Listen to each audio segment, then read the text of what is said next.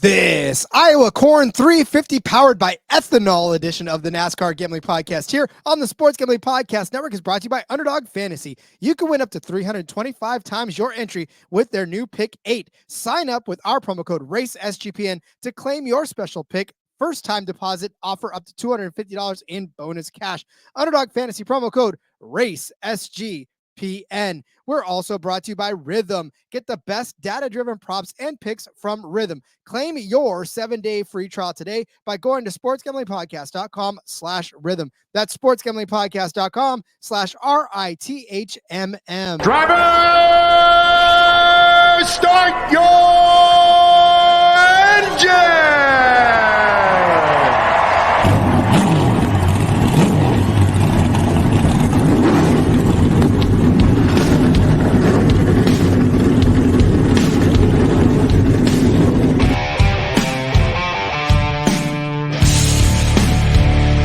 Strap in and pull those belts up tight as the Sports Gambling Podcast Network presents the NASCAR Gambling Podcast.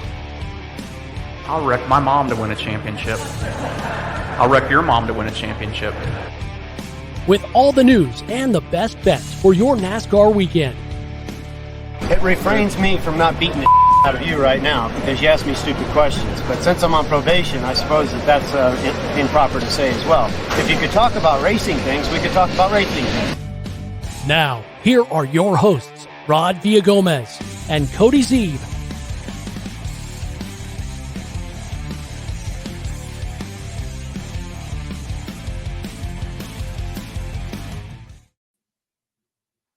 Welcome into another episode of the NASCAR Gambling Podcast here on the Sports Gambling Podcast Network. He's Cody Zeeb. I'm Rod Villagomez. First and foremost, apologies for no recap show yesterday.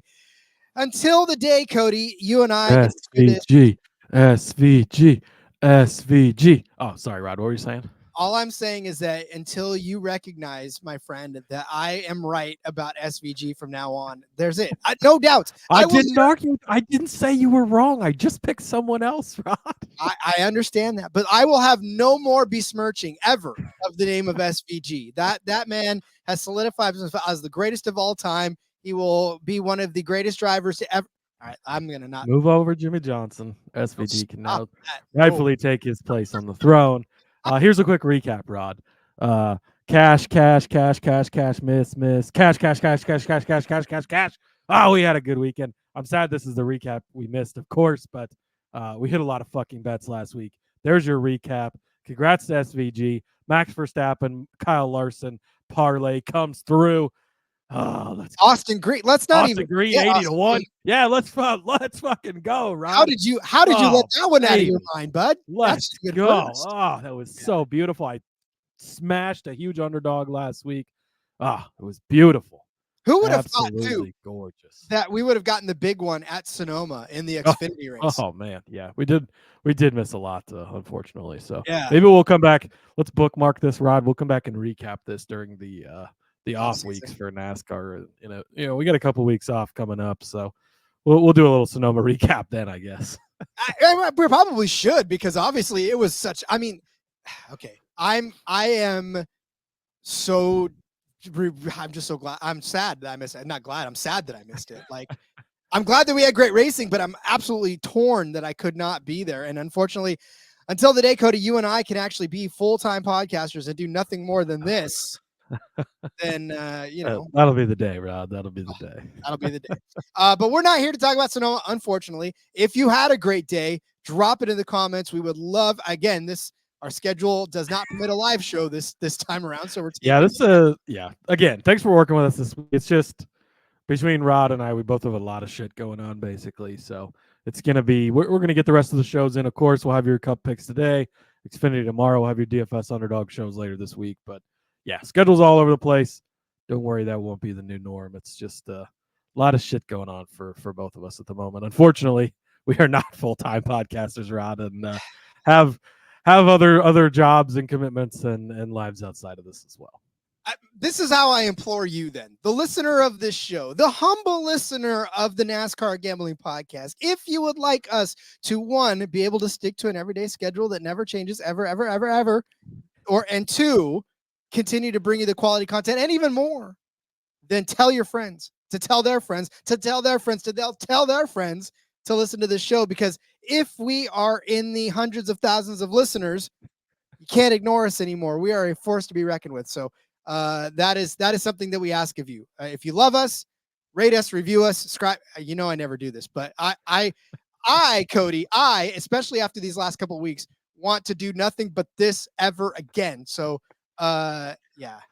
That would be nice. So yeah, if you guys could help us out, we'd appreciate it. Yes, absolutely. Definitely appreciate it. But listen, if you want to support other shows on this network, make sure you're checking out the new daily podcast dedicating to giving out underdog picks. It's called the Daily Dog. Woof, woof.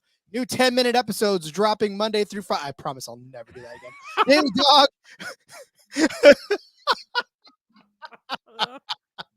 Oh, this show's going great so far. Oh, Jesus. This is going to go down as one of the ones where they're going to get, this is not the one we subscribe to. The Daily Dog, wherever you get your podcast, make sure you do that. Also, Circa announced they're giving away $16 million in guaranteed prizes for Circa Survivor and Circa Millions.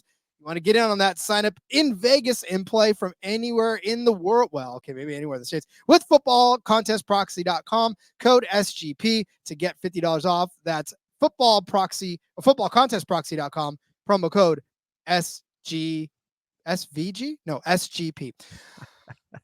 Cody, we're going to a new track for these NASCAR folks. If you try to look up the track history for this, you will get nothing. NASCAR not Iowa Speedway, really dominated by the IndyCar circuit, but NASCAR is going to try their hand on this one for the first time ever. Cody, what's up with this 0.8 mile track, my friend? How can we not be a 7 1/4 or 3/4 or a mile? How is it 0.8? It's 7/8. It's 7/8 is the number we're going with, Rod. The fastest short track on the planet is their tag. I was there last season for the IndyCar races. They raced back-to-back days. Absolutely great racing. Really fun track. The Cup Series race sold out like 3 months ago. The ARCA race has sold out, Rod. Like, the people are excited for this. It's going to be great. I'm really sad I'm not going to be there. Unfortunately, again, back to having other commitments. That's how it goes. So hopefully they'll be back next season, and hopefully it will actually work out for me to go then, because I would really love to go to a Cup Series race here. But yeah, so 7/8 mile. It's shorter, it's flatter. And so I think that when we're going to compare it, obviously, so there's no direct comparisons. Now, a good amount of Cup Series guys have run here in Xfinity. Ricky Stenhouse actually has 3 wins on this track. But like Ryan over at iFantasy Racing pointed out, keep in mind, when those Cup guys raced here, they all were in top-tier equipment. That was the 60 RFK days, just Roush days at that point in time, where that car was dominant. Ricky won 2 titles in that car. Like, probably not the Ricky Stenhouse you're going to see in the Cup Series this weekend, right? So I know some guys like Joey Logano, Brad Keselowski have won or raced here before. I think Brad's won here. Corey LaJoie has an ARCA win. By the way, I would like to officially announce there is a job opening, Rod, president of the Corey LaJoie fan club. But Corey, see ya. It's done. It's over. I don't know if you've seen his car this weekend, but it's an Iowa Hawkeyes sponsored Gainbridge Chevrolet. So unfortunately, as a Husker fan, I'm no longer allowed to support Corey LaJoie. I will be posting all of my Corey LaJoie gear for sale later. So hit me up if you want that. No, I'm just kidding. I won't do that to Corey. I feel bad for throwing the picture now, but that's okay.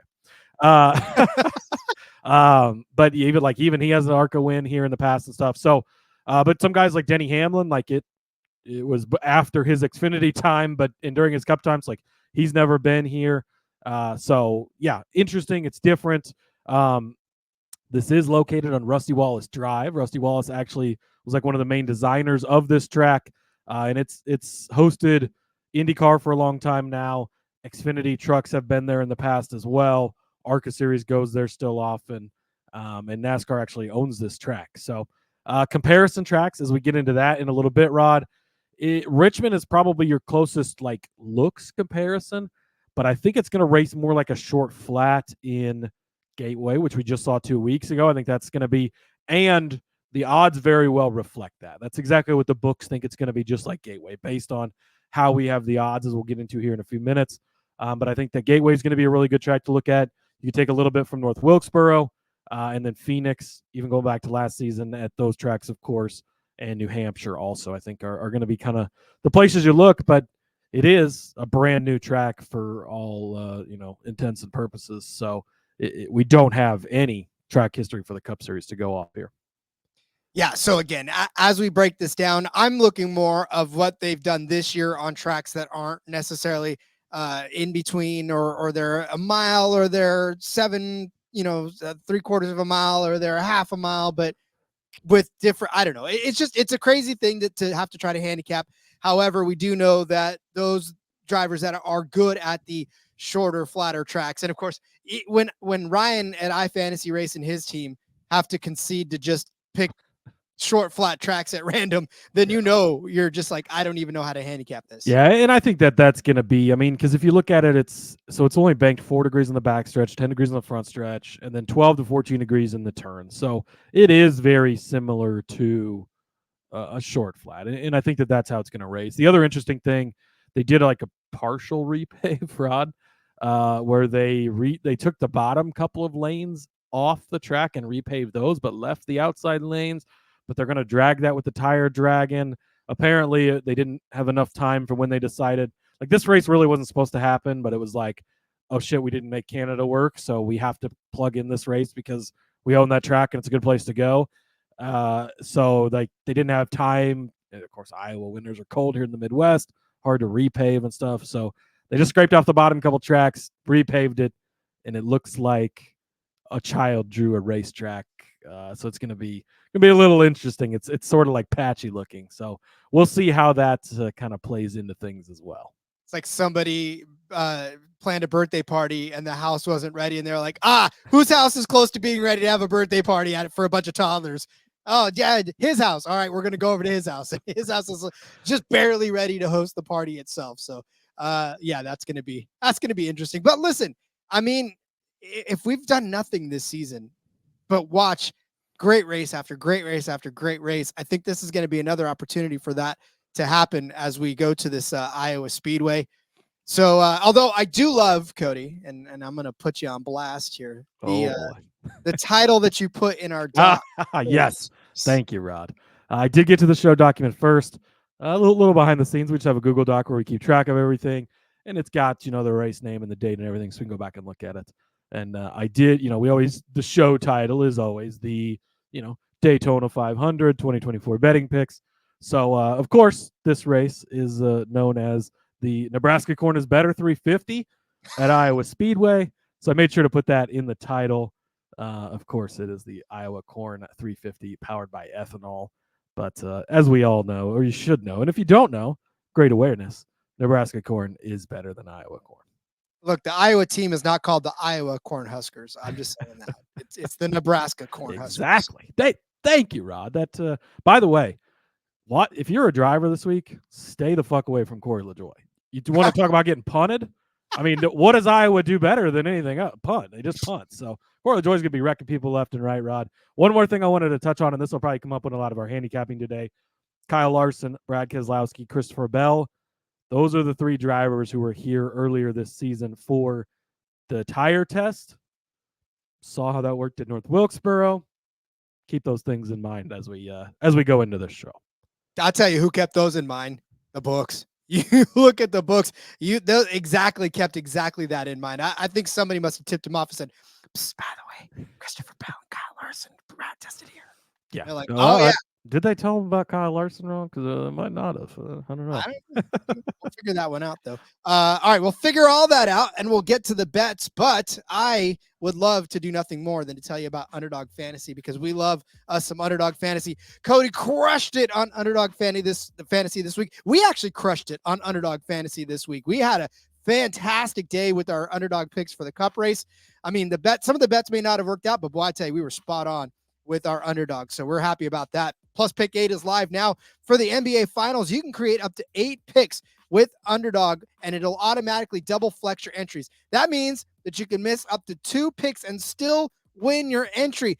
You won't miss the AJ Allmendinger pick. Thank you very much. But that's okay, because you could miss another one if you want. With more picks and more ways to make an entry, the excitement is higher. It's higher than ever. The best part, you can win up to 325 times your original amount, and you can now use special boosts and bonuses on all flex entries.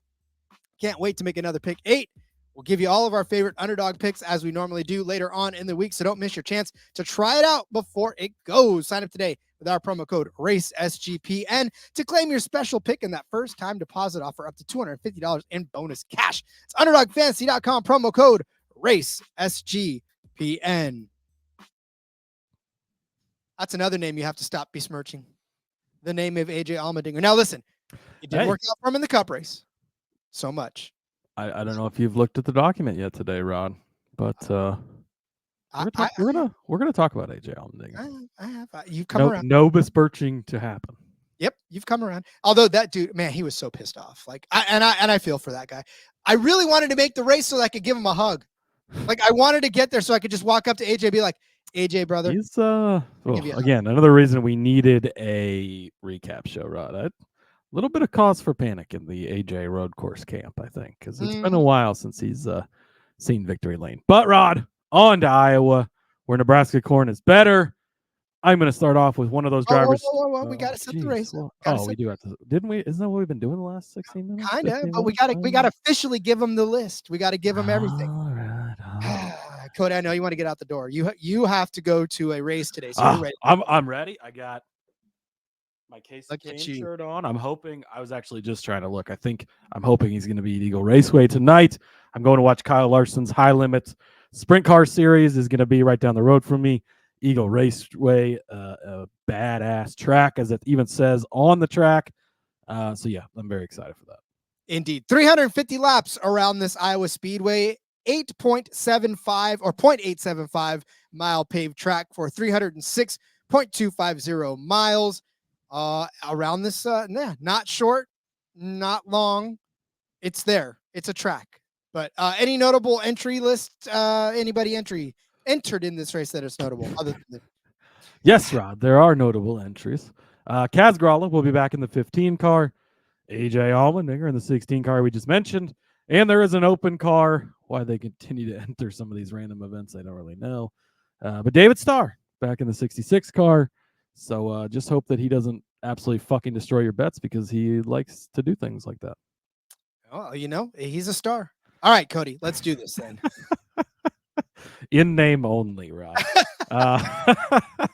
Okay, back to what I was saying before. I'm going to start off, Rod, with one of those guys who did test here, and that is Mr. Brad Keselowski. Give me Brad K, top 5, plus 220. iFantasy Racing has a nice little chart out over on their X that has the best average finishes on short flat tracks since 2023, so it'll be all of last year and, of course, this season as well. Brad Keselowski, 5th on that list with a 10.8 average finish, Rod. He has been on fire here lately. Not Sonoma, because he's not good there. But we're going to toss that part out. But otherwise, been good. 3rd place at Gateway just 2 weeks ago. So really, you can kind of look at that as a 5th place, right? Because Christopher Bell, Ryan Blaney have their issues late, running 5th, but finishes 3rd. So nice little spot for him there. 8th place at Richmond. Again, I really don't know the direct comp to this track, and that's kind of the struggle all week. And you're probably going to hear different people go different ways. I did measure Richmond less in this, but I am going to toss it out there at points because I think that it will be somewhat relevant. But 4th at Phoenix as well. So 4th at Phoenix, 3rd at Gateway in the 2, true short flats we've had. 8th place at Richmond as well. Brad Keselowski, plus 220. Things are clicking for Ford, first of all, Rod. Things are clicking for RFK, second of all. Things are clicking for Brad as well. So I really like that.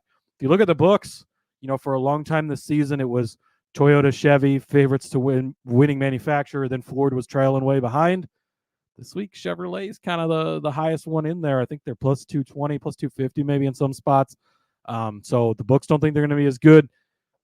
I'll make this point in a few minutes, Rod, but if you go back to Gateway just 2 weeks ago, Austin Dillon was the highest finishing Chevrolet. So that could open up some more spots in the top 5. Again, I don't think it's going to be a big Chevrolet day. I think there's going to be a Chevrolet that's really good, and we'll talk about him in a little bit. But outside of that one guy, I don't know that we're going to see a lot of Chevy dominance up front.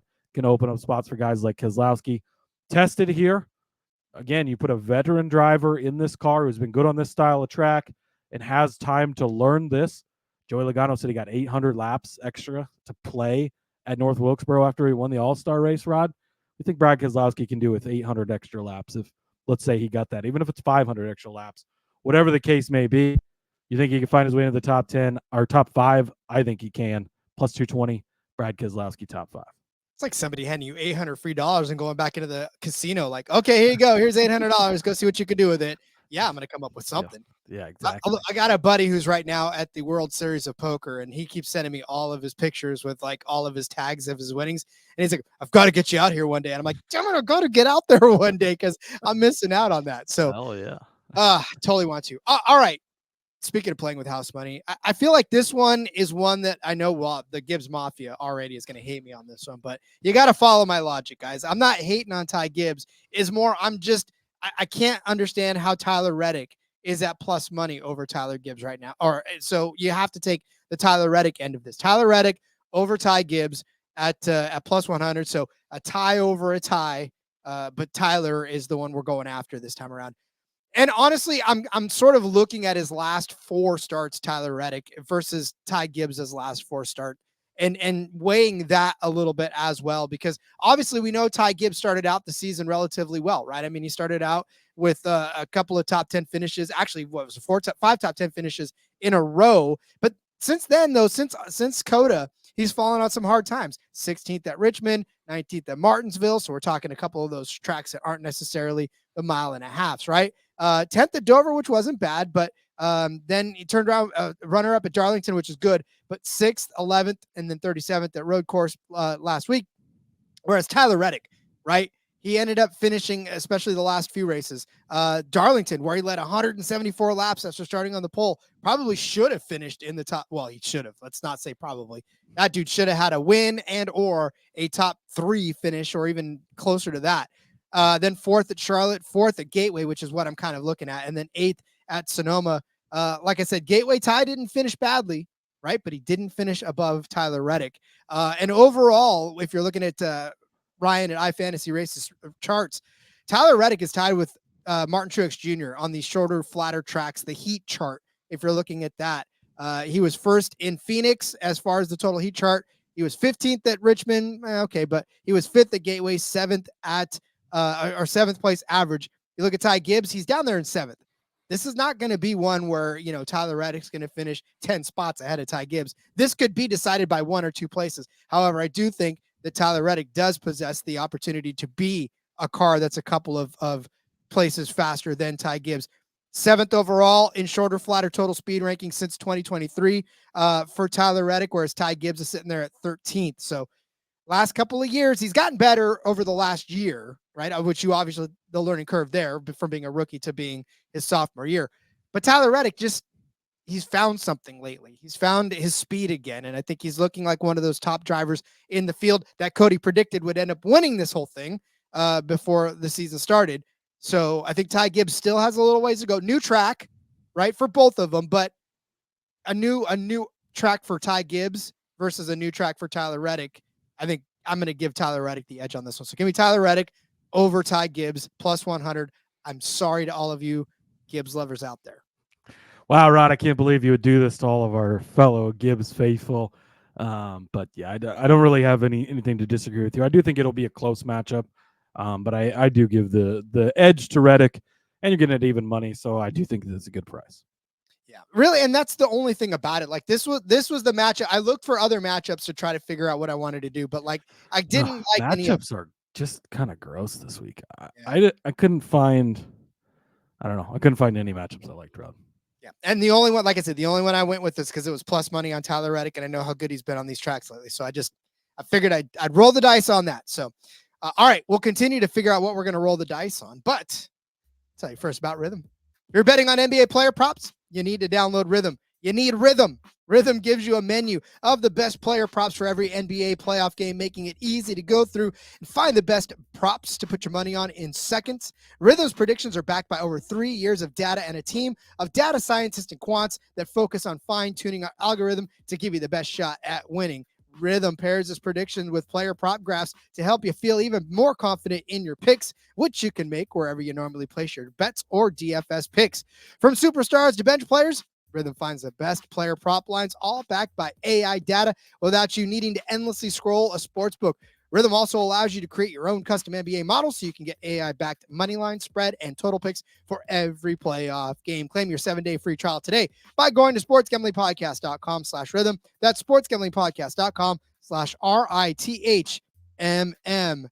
Do you hate buying tickets? I already know the answer to that, especially if you're trying to buy them on an app that's going to gouge you for prices, that's going to charge you all kinds of excessive fees, that may not even sell you legitimate tickets.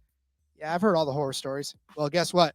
Users of Game Time, they don't have those horror stories. Why? Because they are getting the Game Time guarantee, which means they're getting those tickets on time and they're getting them authentically. You get the lowest fees that you've probably ever seen in your life and the best prices.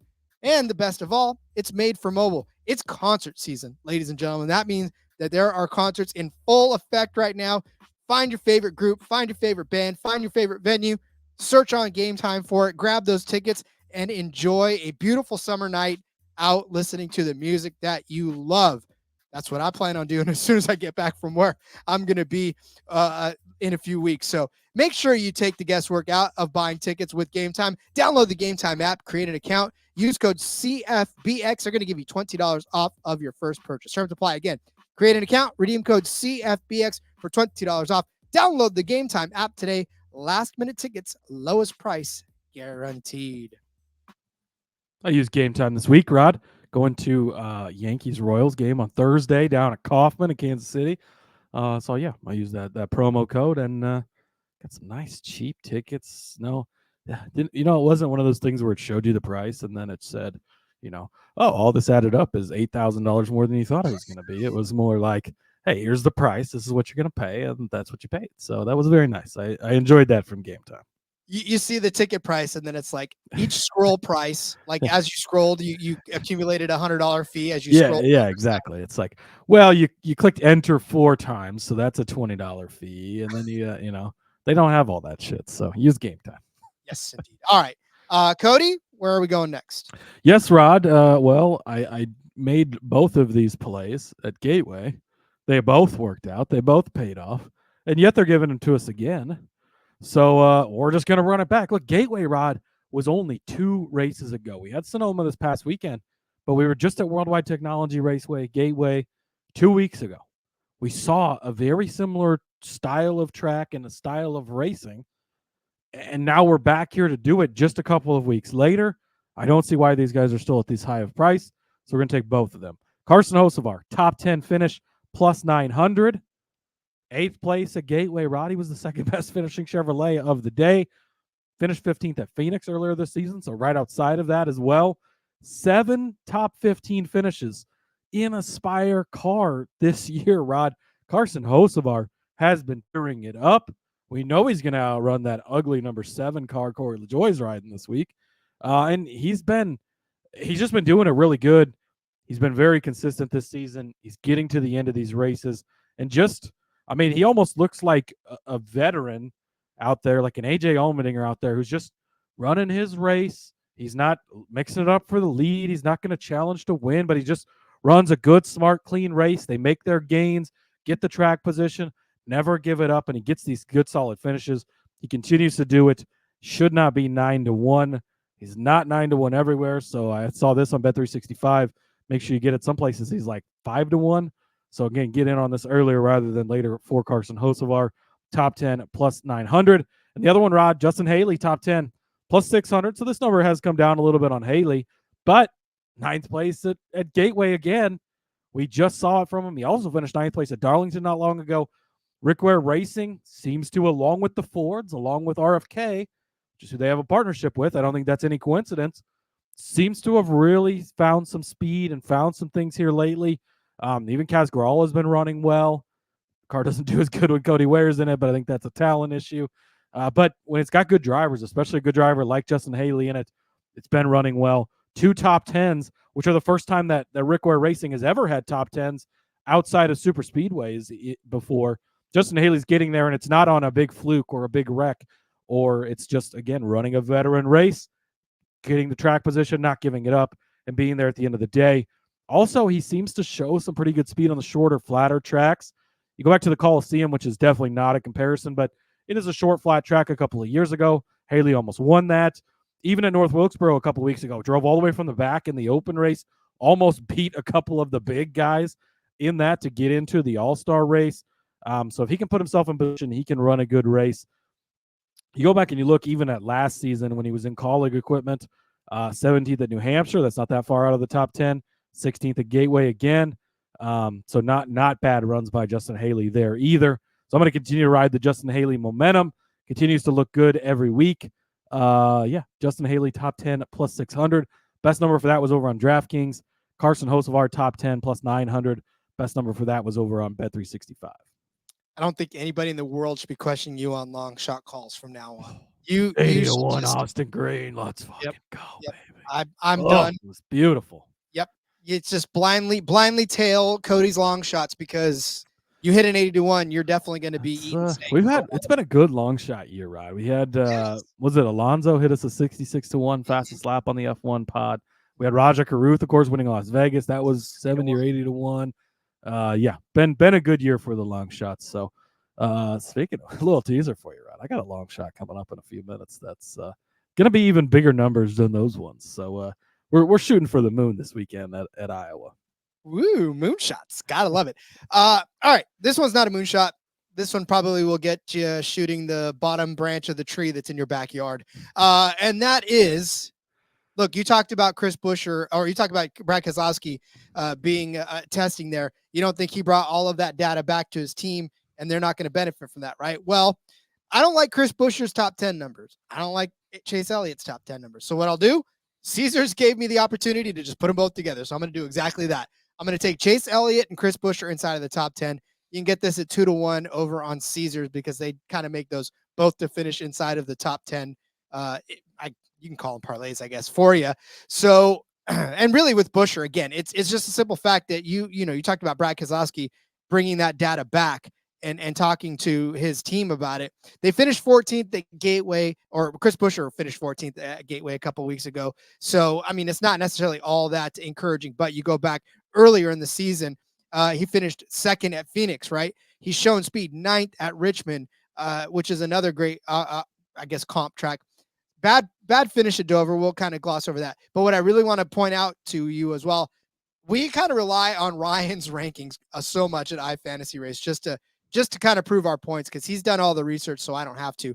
But Chris Buescher, 12th overall in shorter, flatter track as far as the heat chart goes in 2024 this year. Not that far out of the top 10, but Phoenix, he was the 10th fastest in that heat chart. Richmond, he was the 10th. And then unfortunately, like I said, Gateway, he was 20th. So that wasn't necessarily all that good for him. But overall, since 2023, Chris Buescher safely inside the top 10 in 9th in terms of the heat chart, right? Which means basically the speed rankings overall. So Chris Buescher overall 12.2 or just a even 12 on that average speed rank, but 9th overall in terms of the listing. So we've seen the speed out of this RFK group before. And honestly, I'm giving a bump, at least a couple of space bump. If not, I mean, I didn't want to go too crazy and put him in the top 5, but that could very well happen, obviously, with the data that they got, with the way they could set that car up right during practice and during qualifying for Buescher to be able to get up there and to be one of the faster cars. So really, again, I think he's already going to be a top 13 car. So I'll give him a 3-place advantage with all of the testing that they've done over there. Chase Elliott, this is kind of a tougher sell given that, he finished 13th at Gateway. We've seen him struggle a little bit this season in some places, a 19th place at Phoenix, which again, we're talking short, flat track-ish, but he's bounced back, right? A 5th place at Richmond, 3rd place at Martinsville. He won in Texas,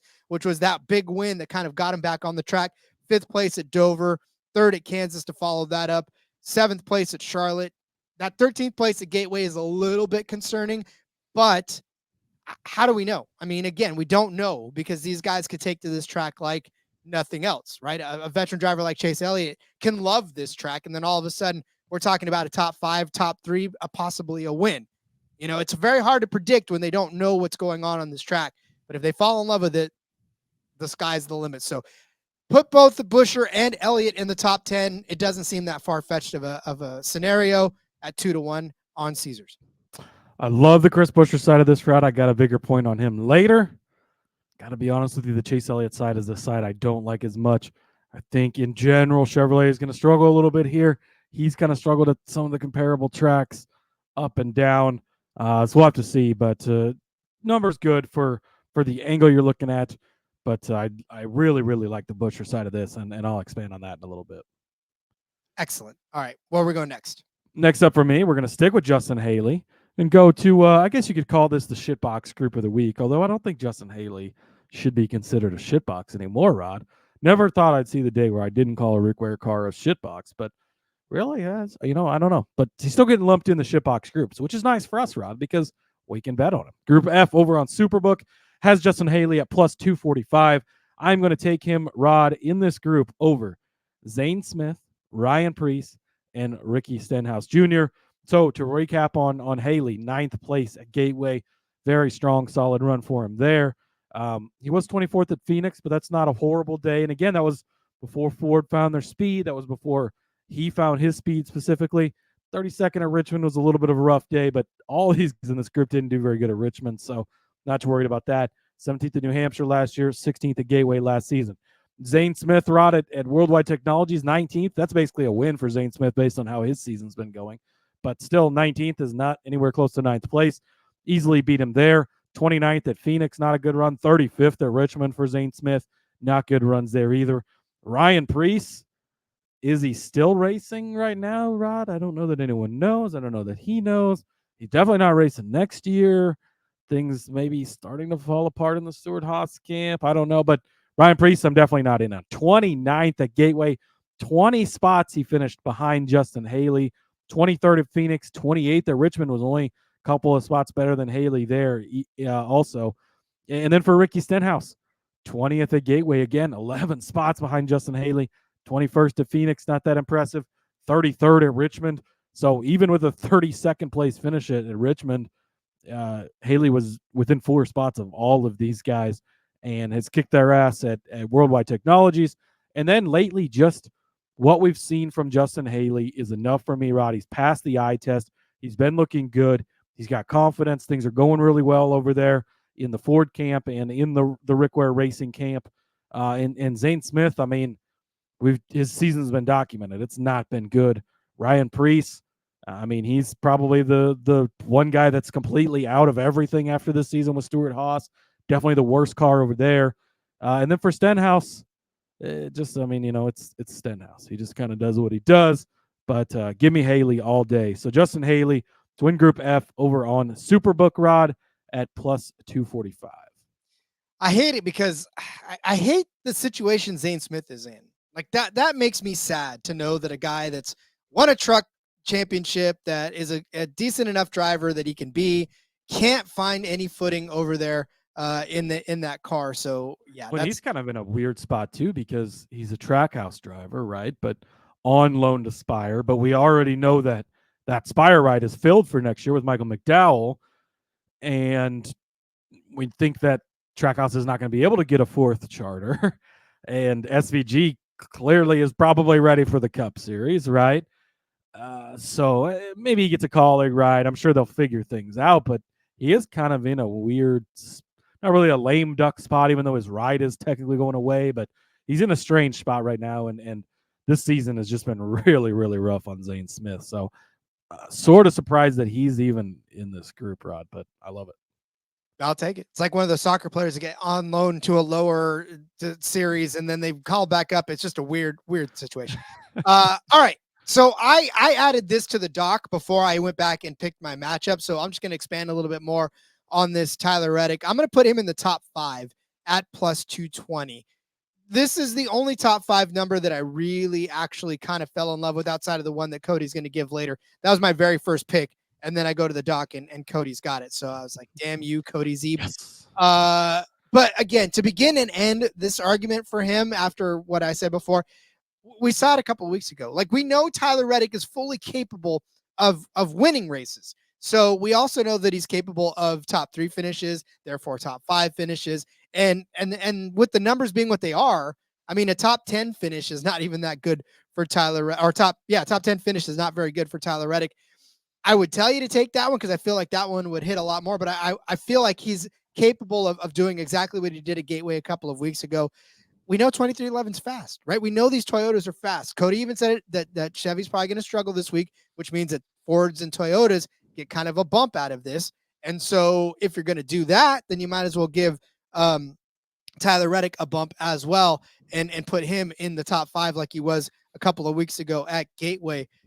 It's just the only thing that's going to keep this from actually cashing is if Tyler Reddick beats himself, in my opinion. If he brings this out and gets a little too aggressive early because they don't know the track, gets caught up in something, or doesn't qualify well, tries to fight his way through and gets impatient and puts himself in a bad situation.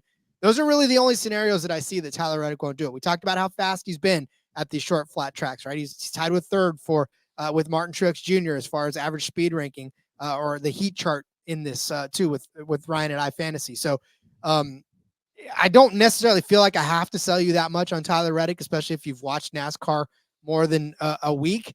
Last week at the road course, if that was your first week watching, welcome. But Tyler Reddick's good. And it's definitely a position that he can find himself in more often than not. And I like the number because 2-1 is still a really good price for a guy who can solidify himself in the top 5 if he just keeps himself clean. Yeah, no arguments for me here. You know how much I love Tyler Reddick. He's been strong on this track type. I think you're getting a good number here at plus 220, Rod. The bet that I stole from you, you're welcome. Mr. Dennis Hamlin, let's fucking go. Top 5 at plus 125. What the fuck are we doing, Rod? Why this is at plus money? I don't know, but go get in on this earlier rather than later. Do not wait to bet Denny Hamlin top 5. One other thing I want to note, too, that we maybe should have mentioned at the top of the show, 50-minute practice, just like we had last week at Sonoma. This is going to play into the hands of drivers like Denny Hamlin, drivers like Kyle Larson, even drivers like Kyle Busch, who I think everybody's scared to touch right now, even though he should be good here. Though it's going to play into their hand because they're going to have all of this extra data, all this extra stuff. They're good at giving feedback, making the changes, and there's going to be time to make changes on these cars with the 50-minute practice. So keep that in mind. That being said, bet this early because it's not going to be available later when he is fast, Rod. Pretty rough week for Denny last week. 2 laps into the thing, blows up, and that's the end of it all. But he's been really good lately. First of all, we'll go back to that iFantasy racing chart that has the average finish on short tracks. Second place only to Kyle Larson with an 8.4 average finish. He was second place at Worldwide Technologies just a couple of weeks ago. Of course, to Austin Cindric, who, by the way, this is what really shows you the books are leaning into the Gateway thing. Austin Cindric is plus 200 for a top 10. I thought for sure, Rod, they were going to hang us a good number. I was going to jump on it, and I was like, ooh, plus 200. He probably will be in there, but not for that number. But anyway, second place at Gateway. 1 Richmond. 11th place at Phoenix, but he led 68 laps that day. 5 before Sonoma last week, Rod. 5 top 5 finishes in a row. 6 in a row if you want to toss in the All-Star race as well, where he finished inside of the top 5. Denny Hamlin has been really good this season, which he can be a very streaky driver, as we noted a couple of years ago. We faded him, then all of a sudden flipped it and cashed on him. He's a very streaky driver. Yes, he's coming off a last place finish last week, but I thought it was funny that they joked on his podcast about did he need a waiver, because basically it was the same thing as Larson missing the Charlotte race, right? He got exactly the same amount of points, exactly the same amount of everything. And again, Larson retook the points lead from Denny. But this track type plays into the Toyota strengths, plays into the Gibbs strengths. I mean, all 4 of these Gibbs cars are going to be fast. Probably the 22311 cars too are going to be good. Denny's going to be fast. Getting plus money for him for a top 5 seems criminal, Rod. So get in on that sooner rather than later. I don't think that number is going to last very long. Denny Hamlin, top 5, plus 125. So I was going to augment that into a top 3 because, again, you took my top 5. I feel so much more comfortable top 5 because God knows what can happen on this one. So I was going to bump it to a top 3. Then I was like, nah, because we don't need to harp on the Denny. If you like Denny, car lift him however high you want to car lift him and go with that, because I agree with you that Denny's going to be a very fast car. Pardon me. Woo. Getting all choked up about it. He's got a lot to prove. I mean, when you blow up the week before at a racetrack that you're semi-comfortable at and you don't get to run a race, that's going to make him run all the more faster and want to be a lot better, especially at a track that everybody's going to try to prove themselves at, because nobody's been to before in this capacity, in this type of car, in this series. So love Denny Hamlin. You could take him to car. I mean, you could car lift him up even to the win if you really want to. I don't know that I'm comfortable with the outright. Oh. Obviously. Oh yeah, I am out. Okay, never mind. Put a pin in that. Did you just forget who you picked to win the race, Rob? Two things. One, shut up. Two, no, listen. I've had so much. Hey, we're recording this episode. Should we just go back and take that out, Rob? No, it stays.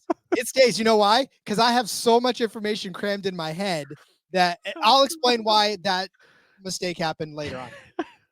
Put a pin in that. I love it. So, yeah, Rod has more thoughts on Denny in a little bit. Spoiler alert. You guys.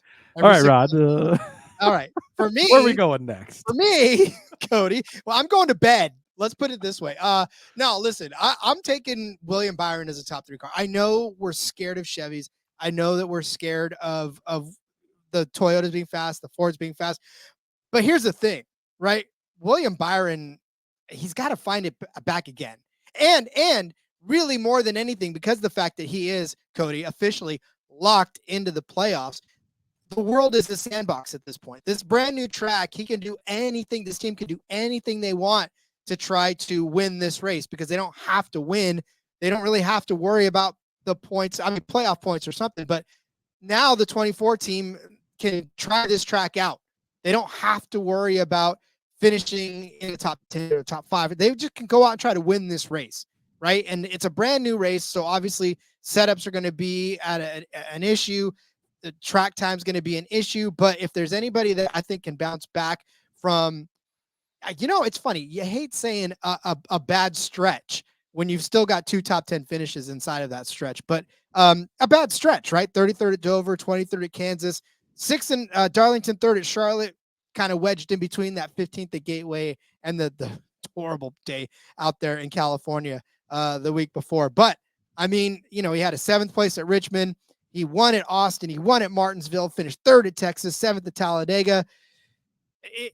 I don't know. It's William Byron, right? And this guy at 4-1, he should not be 4-1 for a top 3, first and foremost. Because this guy can go out and pull out a top 3 out of his hat. He can go out and pull a win out of his hat at just about anywhere you want to be. Like I said, Martinsville, right? That's sort of not a full-on track. It's I hate trying to compare, but it's a short flat technically. Yeah, I guess in all rights and accounts. But anyways, I still, like I said, I still think William Byron has the possibility of a top 3 in him. He's 2nd overall on this heat chart for shorter, flatter tracks since 2023, right? He's 2nd only to Denny Hamlin in this heat ranking chart. So he's been one of the fastest cars on these short, flat tracks now for the last couple of seasons. So I think that chart is skewed to early 2023, Rod, when they dominated at Phoenix, had good races early. Chevy has just not done well. I mean, outside of one guy who we're going to get to in a minute, I'm taking the same approach I took at Gateway, where Hendrick is not going to be good here. Chevy's not going to be good here in general. I think that Chevy is lacking in general on the short flats right now. I think that one guy has a specific advantage that I'm going to touch on, but I just don't know if I trust William Byron. And I don't know what of his race results. He was third at Charlotte. It just seems like he's been so off lately, but really, I guess he hasn't. A couple of bad finishes here and there, but I don't know, Rod. That's what I'm saying. When you think about it, right? You're focusing on all of the negative aspects of it. I don't There's know a lot of negative to focus on. But that's what I'm saying. I don't know what it is about Byron that makes you go, but then you look at his results, you're like, wait, why am I thinking that he's so bad? Because he's actually not. Yeah, I don't know. I'm out on Chevy for the most part this week, Rod. So right. They still love you. The bow tie still loves you, Cody. That's good. Just not the 7 bow tie that looks disgusting this week. So, all right, Rod. Next up for me, I am going to go over to the top manufacturer market. I was trying to pull this back up super quickly. We're going to start in the top Toyota camp. Again, basically a large group, right? John Nemechek, Eric Jones, we're just tossing them out. Legacy Motor Club has some serious fucking issues right now. I was very excited for them to switch to Toyota. Thought maybe things would look good. I don't really know what the hell's going on or what the hell happened over there, but I'm not too worried about them right now, which essentially makes this a group of 6. You have the 4 JGR cars. You have 2311. There are 2 cars as well. Now, I think all 4 of these cars should be fast. I think all 4 of these cars, or all 6, really, the 2311 cars too. I think they're all 6 going to be fast. I think they're all 6 going to be good. I think any of the 6 of them could win. Bubba probably pushing it a little bit, but the 4 Gibbs cars for sure could win this race, and Tyler Reddick for sure could win this race as well, Rod. So the way I'm looking to find value here is I'm going to go kind of middle of the pack, and you've got Martin Truex Jr. at plus 550. I think this is a good spot to get in on Martin Truex. Now, Christopher Bell, I was hoping to bet on Christopher Bell this week because I really wanted to, Rod. But he's like plus 380 now or something. It's Tuesday, and he's down to plus 380, which is just ridiculous. You cannot bet that number, and it's unfortunate. So should he be the top finishing Toyota? Yes, but well, what happens if his engine lets go like it did 2 weeks ago? What happens if something else happens, right? He's not bulletproof, and he's one of those drivers that doesn't always get to the end. So he could potentially drop out there. Denny Hamlin, yeah, I just made a case for him top 5, how good he's been, but he made it 2 laps into last week's race before he had an issue. He's not immune from those either. Ty Gibbs, we think he's going to be good. Is he going to be the best car? He could be, but probably not, right? And then for Tyler Reddick, well, he also doesn't always get to the end of these races. But even if all these guys get there and all finish in the top 6, Martin Truex Jr. could still beat all of these guys and be the top finishing Toyota at plus 550, Rod. When I think of short, flat tracks, Martin Truex Jr. is one of the guys who comes to mind. Now, Gateway, the result is not there. He had the issue early. I don't even remember what it was. He had a flat tire, right? I think it was a flat tire. Trapped 2 laps down and just ran 2 laps down all day. Could never get his laps back. So, hard to measure. Even with that, Rod, 4th place in the best average finish rankings for short flats over on iFantasy, 10.2 average finish. I'd imagine that weighs that number down quite a bit because I think he finished 35th that day. 4th place at Richmond, Rod, which is a decent finish. Led 228 laps, though, in that Richmond race. Strong showing from him there. 7th place at Phoenix, where he also led 55 laps. New Hampshire last season, won that race, 254 laps led. So taking this allows, if he wins, he's obviously going to be the top finishing Toyota. But if a Kyle Larson wins this race or one of the Fords, and Joey Logano, who we're not going to talk about Joey Logano, which I hate, Rod, because it's a new track, but the book's priced it like it's a new track, and there's nothing good to get in on Joey Logano. At this point in time, I've not found anything I like. But if a Keselowski wins this, if Ryan Blaney wins this, any of those guys win this, Truex could still be the top finishing Toyota. And so, again, this isn't a dig on any of the other Toyotas, but it's finding good value in a Toyota that's just as good. I place him right there with Bell. I place him right there with Hamlin. He can be just as good on any given week. Truex can get it done at plus 550 to only beat the other Toyotas, I think is good value. Then I'm going to go to the top finishing Chevrolet market, Rod. Just going to throw a dart here. I'm almost looking at this like I do Xfinity on a week-to-week basis. You've got Kyle Larson at the top, and I've been putting off talking about Kyle Larson all day because I'm going to talk about him in a minute, and I think he's probably going to win this race. But how many times has Kyle Larson had an issue, Rod, or ran into the tire barrier, or hit the wall, or got too aggressive at Gateway with Kyle Busch and ends up in the wall, or this happens or that happens, right? Well, outside of that, I don't think Hendrick's going to be very good, so that's going to drop Elliott back a little. That's going to drop Byron back a little. This is not a week to bet Alex Bowman top 10. Let's put that off and wait till next week. I don't even know where we're racing next week, but we're probably going to bet that next week, not this week on a shorter, flatter track, Rod. So it's going to open things up. Trackhouse has been struggling a little bit lately. Go back to Gateway just 2 weeks ago. Austin Dillon was the top finishing Chevrolet, Rod. That is the only piece of information I need to know that a long shot can be the top finishing Chevrolet. Not only was he the top finishing Chevrolet, Carson Hocevar was the next best finishing Chevrolet. Then Kyle Larson in 3rd place. Yes, he got into the wall, fought all the way back, and had a strong finish in 10th, but something happened, which is the point. Things can happen to him. So I'm going to go to AJ Allmendinger, Rod, 100 to 1. I don't have a ton of short flat track stats to give you. I don't have a ton of stuff. But Ryan over at iFantasy Racing pointed out this season, an average 10.8 finish for him in 5 starts. Now, it's been a cherry pick schedule, and there's some road course stuff in there, but they're picking certain places for him to go. He's one of only 3 drivers doing double duty. I'm very surprised at this, Rod. Only 3 guys are running double duty, the Xfinity race and the Cup race. You would think more guys be trying to get extra laps, but they're not. John Hunter Nemechek, one of those guys. Well, we're not worried about him in the Cup race. And Ross Chastain is, but it's probably in a I haven't even looked, but generally he drives that 92 DGM car, which is actually he's probably in a Kaulig car, right? I don't know. I haven't even looked. Don't care, Rod. Doesn't matter.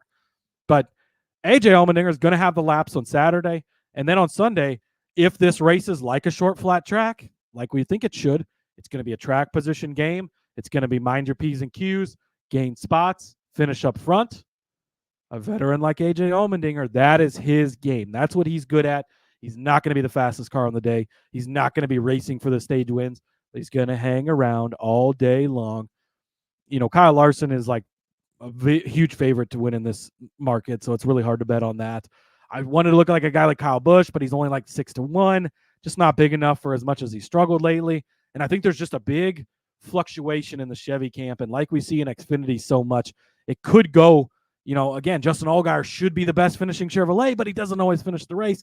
Well, Kyle Larson should be the best finishing Chevrolet, but he doesn't always finish the race. AJ Allmendinger at 100-1 rather is the guy to take the little bit of a stab on here. Top Chevrolet. You're not going big on it, but we only bet outrights for good reason, Rod. AJ Allmendinger is that outright, or we only bet long shots for a good reason. We only bet all these bets for good reasons, but we don't just give out long shots to give out long shots. I think that AJ's got that veteran prowess to get it done, and I think that Chevy's going to struggle in general. So give me AJ Allmendinger to be the top finishing Chevrolet, 100-1. I'm going to clip that whole part out, that whole 10-minute triad about AJ Allmendinger, and play that at night when I need to be comforted, because that is exactly what I've been nothing else to say. Nice to say about AJ, but that's what I've been trying to say for years about AJ, and that's okay. But you're not, but usually that's for an argument at plus 250, Rod, not 100-1. I mean, yes, comma. That's the difference. Yeah, that is the difference. Listen, for me, that bet and this next bet that I'm about to give out kind of go hand in hand, in that this type of thing will allow for AJ Allmendinger to find his way up to the top charts of the Chevys. Now I sound like my dad. Of the Chevys. He said, "Hey, son, you're driving a Chevy." So listen, this is a brand new track. Okay. We don't know what's going to happen. They don't know what's going to happen. People are going to try to do things that they probably wouldn't do on a track that they're familiar with, or they could just drive nicely and log all these 350 laps until there's a winner. But from what we've seen this season, aggression is key, right? These guys are fighting for every single spot, every single inch. We've seen some side-by-side racing for wins. We've seen 3-wide racing for wins. We've seen everything, right? And we've also seen overtime in some of these shorter tracks. So Caesars is giving us a special, the race to go into overtime. The yes is at 3-1. Plus 300 for the race to go into overtime. Hardly ever see that. And I don't know if they're trying to bank on the fact that a couple of weeks ago, Gateway didn't go into overtime. A couple of the other races didn't go. Dover didn't go into overtime. But those are tracks that they're all familiar with. Those are tracks that they know the characteristics. Dover strung out some, and it was sort of a race, and Gateway, again, kind of the same thing. No overtime in that one. But Martinsville, beating, banging. This is only 0.3 of a mile longer than Martinsville, right? 15 extra laps they had to run in that Martinsville race. Richmond, 7 extra laps. So obviously overtime in both of those. Chaos is going to happen. These cars are not going to know. They'll have that 50-minute practice session. That'll be valuable. That'll be all fine and well. But once you start getting around other cars, once you start getting into race form, something's going to happen. And for me to bank on the fact that in the last couple of laps, somebody's going to try to do something, especially if there's an ability to try to make passes there at the end, right? If there is a late cautions breed cautions, right? That doesn't prompt an overtime, but yet a couple of laps later, all of a sudden, here we are. We have to run all of those stupid laps that NASCAR loves to run after a single car spin. Looking at you, NASCAR. If they can get it corrected, it's not a caution. Son of a bitch. Anyways, so yeah, I mean, listen, to me, the handicap kind of begins and ends with the fact that we've seen these cautions late in the short track races this season that have prompted overtime. This is a brand new track. I just foresee that at the end of this race, things are going to get chippy. They're going to want to try to win that first race of the Cup Series history here. And, to me, that just all spells we're going to wreck each other out with 3 laps to go. We're going to have to re-rack it and do this all again. So give me 3-1. Yes, there will be a caution over on Caesars. Yeah, 3-1. I don't hate it. I feel like this race is probably going to get strung out. It's going to be a track position race, but every time we think we know what a race is going to be, Rod, look at Sonoma. It's crazy. Last week we hit all of our bets at Sonoma, but we could not have been more wrong on how that race was going to play out. It worked out for us, so I was fine with that. But it was much the opposite of how we thought it would play out, which I thought was interesting. But yeah, I think at 3-1, definitely worth the stab. Yeah, it's you don't have to be. You don't when you show your work in math, it doesn't have to be right as long as the answer's right. Right? Is that how that works? I don't know. Yeah, I mean, in this case, yes, that is correct, Rob. Maybe show your work a little better if you're the guy calculating fuel mileage this weekend. But that's okay. That's another topic for another day, Rod. All right, should we get to some winners? Yes, please. Rod, there's a boost over on the Caesars, and you are telling me that you can get the best race car driver in the entire world. You're telling me that you can get the guy who has the best average finish on short flat tracks at, oh boy, where'd it go? I lost. I got to pay more attention to my notes. Did you run out of fuel? Almost, Rod. Almost miscalculation there. You're telling me you can get the guy with the best average finish to short flat tracks, 6.8. You're telling me that you can get the guy who just won last week and is coming into this week. You're telling me you can get the best driver in the world, probably the best crew chief in the world, and give them somewhere from 500 to 1,000 extra laps of practice ahead of time to figure out what they want to do here at plus 750. Do not walk, Rod. Run as fast as you fucking possibly can over to Caesars and get down on Kyle Larson, plus 750. Are you kidding? 2 weeks in a row, they gave him to us at 9-1 last week, Rod. The best driver in the world. We've so many times we've come on here and said it's probably going to be a Kyle Larson week, but you can't bet him at plus 300. Probably going to be a Kyle Larson week, but you can't bet him at plus 250. Plus 750 for the best driver in the world? I know I've made the case the entire show long that Chevrolet's probably not going to be that good, that Hendrick's probably not going to be that good, that this doesn't play into their strengths. But Rod, he's the one who tested for Chevrolet here. The best driver in the entire world. Put him in anything. I'm going to go watch him tonight in the sprint cars at Eagle Raceway. Probably going to kick everybody's ass like he did last year. The best driver in the whole world. You're giving him extra free practice. Look at what Joey Logano, who would run like absolute trash all season long, did with that extra work at North Wilkesboro. And he goes out and wipes everyone. Like, how does Kyle Larson not do that this weekend? Then you're going to toss an extra 50 minutes of practice. So not only do they have 500 to 1,000 laps beforehand to get it dialed in perfectly, but then you take a perfectly dialed in car and adjust it for 50 minutes, plus 750. Oh, I cannot get enough Kyle Larson this week, Rod. So give me Kyle Larson to win this thing. Set plus 750. Absolutely ridiculous that they would even give us this number. I thought he would be like Christopher Bell and be very short. For whatever reason, he's not. He's 7-1 a lot of places. Whatever you can get it, take it now, Rod. Martin Truex Jr. at 12-1. Made the case for him earlier. Short flat tracks, he dominates on these things. Led 228 laps at Richmond. Led 254 laps at New Hampshire last year. We know he can get it done. This plays into the Toyota's hands, plays into the Gibbs car's hands. Martin Truex Jr. at 12-1. And Christopher Buescher, plus 2,000, Rod, for Chris Buescher. He's a guy that I like as well. He's 6th best on the average finish list for short flats for My Family Racing, 11.4. 14th at Worldwide Technologies. Not a great day there, but he was 3rd in the All-Star race in North Wilkesboro, so that's notable. 9th at Richmond. 2nd place at Phoenix, though. He was 5th place in the fall at Phoenix. Won Richmond last fall where he led 88 laps. Chris Buescher can get it done at 20-1. again, you made the point earlier of Keselowski testing here and how he's going to take that and translate it to Buescher. Those cars run right by each other. We already think Keselowski's going to be in the top 5 at plus 220. Well, Buescher's probably going to be right there with him, 20-1 to win this race.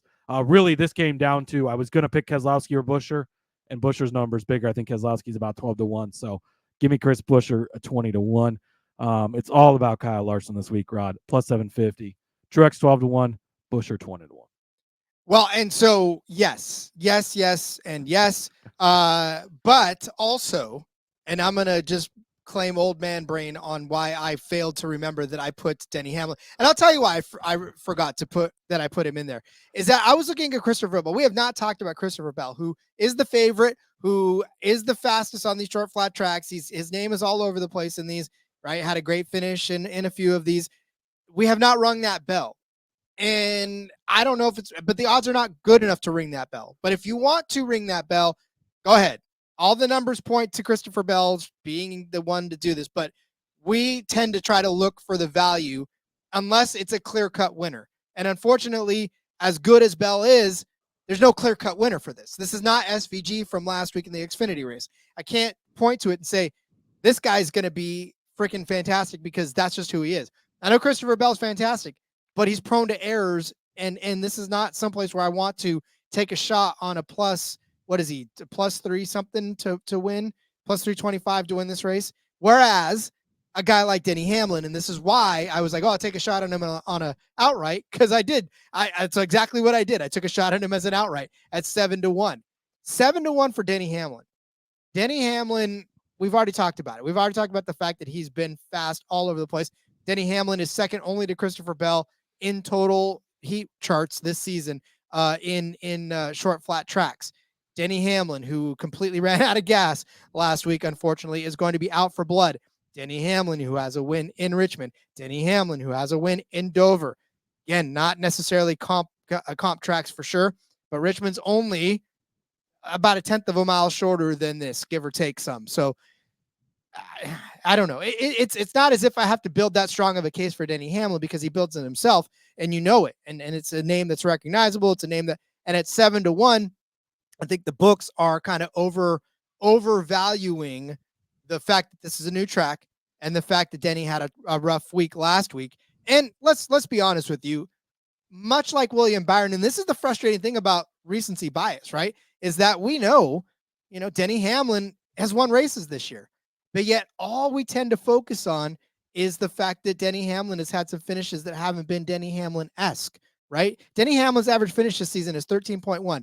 That's the part that we focus on. What we don't focus on is the fact that he had 5 straight top 5 finishes heading into Sonoma last week, right? We don't focus on that because all we see is the 30th at Texas, the 37th at Talladega, the 23rd at Atlanta, right? The 14th at Coda, the 38th at Sonoma. That's what happens when you just focus on that. You don't see the 8th at Vegas, the 11th at Phoenix, which is not a win, but he started on the pole that day. The win at Bristol, the win at Richmond, the win at Dover, the 5th at Kansas, the 4th at Darlington, the 5th at Charlotte, 2nd at Gateway. The list goes on and on. So for 7-1, as much as we love Kyle Larson, you got to love Denny Hamlin in that same vein. So give me Denny Hamlin, 7-1 to win this race. I'll remember later that I said that. Love it, Ron. No arguments for me. It's Denny Hamlin, getting a good number on him. Very good on this track type. And really, toss out Sonoma. He's been on a hot streak here lately, like I touched on earlier with the top 5. So I think he's going to be in the top 5. Means he could win this race. I mean, you even look back at Gateway, not that impressive of a day. Finishes in second place because he's just there at the end, which is what you need from him.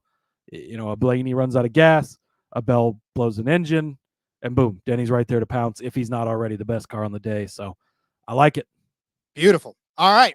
Well, then let's get you to your race, Cody. Let's get you to that. Say hi to Kyle for me, my buddy from Elk Grove. I will. Tell him I said hi, and good job on the race from one California guy to another. So get out your pen and paper. We are about to go over this Iowa Corn 350. Cody fights back the vomit in his mouth. From the Iowa Speedway, Cody gave out Brad Keselowski as a top 5 car at plus 220. I then followed that up with Tyler Reddick over Ty Gibbs at plus 100 on Superbook. Cody said that Carson Hocevar would be a top 10 car at 9-1, and Justin Haley at 6-1 to be a top 10 car as well. I said put both Chase Elliott and Chris Buescher inside of the top 10 at 2-1. And then Cody said that, Justin Haley, Justin Haley is going to win this group. That includes Zane Smith, Ryan Preece, Ricky Stenhouse at plus 245. That's Group F over on Superbook. I said Tyler Reddick would also be a top 5 car on top of beating Gibbs at plus 220 over on 365. Cody said young Dennis Hamlin, maybe not so young, at plus 125 is going to be a top 5 car. I said William Byron would be a top 3 car at 4-1. That price is over at 365. Some other places have them lower. The only reason like I said, I really like that is 400 plus 400 on 365. That's a great price. Cody gave you Truex to be the top Toyota at plus 550 and AJ Allmendinger, my soul brother, at 100-1 to be the top Chevy. I said this race would go into overtime at 3-1. Cody said that Kyle Larson would be the winner of this race at plus 750 over on Caesars. Martin Truex Jr. at 12-1 and Christopher Buescher at 20-1. And I said car lift young Dennis Hamlin to the top of the mountain. Give him the win at 7-1 for this race at Iowa. Let's go, Rob. Let's go. Boy, Cody's already out the door, boy. I'm ready to go. Cody pre-recorded the end so he could just be gone by the time I'm excited. If the High Limits series is coming near you, which it probably is because they're all over the country all the time, go check it out. I went last season. It was standing room only crowd. It's going to be the same way this year. That's how many people are wanting to go to these races. It's a lot of fun. Huge names. Casey Kane is going to be there. Brad Sweet, Kyle Larson, a ton of other people. And they just put on a great show and good racing. So I'm pumped for it. I'm excited. And to all my friends going out to Iowa this week, jealous of you, but should be a good week, a fun week. It's good racing. And let's go cash some bets, Rob. Let's go cash some bets. All right, everybody, that'll do it. So, Cody, as you start to make those wind sounds out the door, let everyone know where they can find you. Hey, exactly. You're going to leave nothing but a silhouette and smoke like they do in the cartoons. Let everybody know where they can find you before you run out. Yeah, follow me over on the X at Husker_Zeeb. You can find all my stuff there. Betting article will be out this week, Rod. I'll have some bonus bets in there that we didn't give out on the show. So make sure you check that out. Underdog article as well. That'll have bonus picks that we didn't give out on the show also. Premier Lacrosse stuff, AFL stuff I got coming out as well. And then we have a Facebook page, NASCAR Gambling Podcast. Go over there, like and follow that. If we want to keep going live on Facebook page, we need a few more followers, Rod. We're almost to the number they're going to require. So help us out. Give us a follow there. And, be back tomorrow to do the same thing all over again, Xfinity style. Let's do it. Follow me on Twitter at RJ Villagomez. Link in the bio, everything I got going on, whether it's here, whether it's Sportsbook Review, whether it's Arena Football. God, go check out the new Arena Football League show this week. My buddy Adam has done such a fantastic job. You'll recognize another face on that as well, contributing for the AFL recap show. Did my video get put in there, Rod? Oh, hell yeah. Go check it out. It's definitely worth a shot to look at. But yeah, love that. Solo videos, but That's anyways. Right. We love you. All right. Let's get Cody out the door. We'll see you guys tomorrow for the Xfinity Series. Until then, let's go racing and let it ride.